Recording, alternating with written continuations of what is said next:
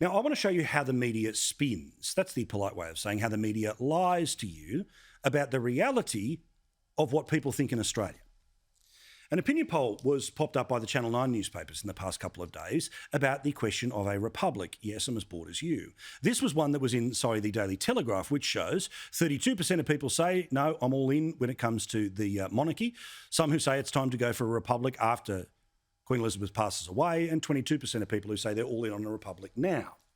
But in the Channel 9 newspapers, this was an opinion poll that showed 36% of people were in favour, 27% against, and the big number of 38%, which of course, if it broke one way or the other, would be enough to win or lose the issue.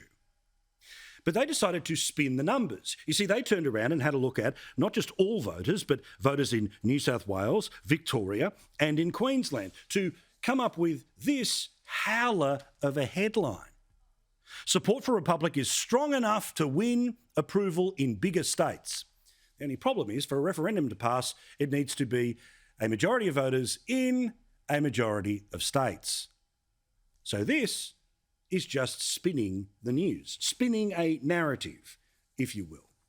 Now, I talk about this a lot, the lefty Jedi mind trick, and I often do this little hand gesture, and a few people have said, what are you talking about? Well, famous scene, Obi-Wan Kenobi is with Luke Skywalker trying to go and see Han Solo in Star Wars. Bear with me. He uses the Jedi mind trick to tell the bad guys that they don't see what's in front of them. Let me see your identification.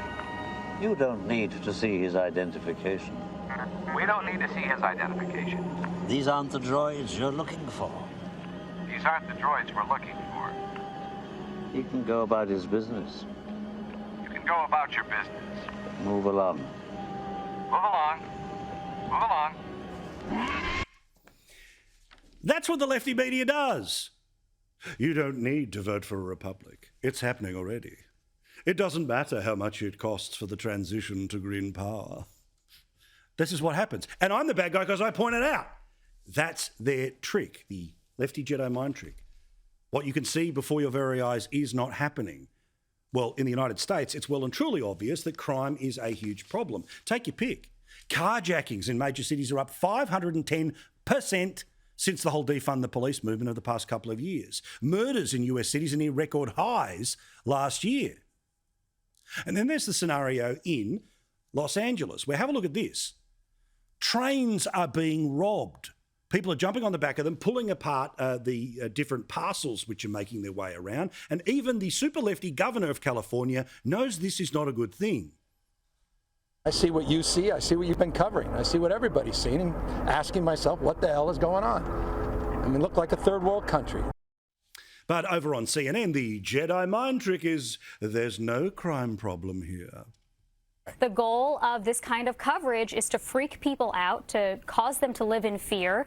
Ironically, a lot of the fear-mongering is about the things that are not actually mortal threats, and then there's ignoring the things that are mortal threats. You know, COVID isn't real and climate change isn't real.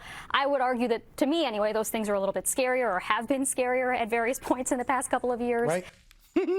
It's a trick they do in the United States. They will do it here.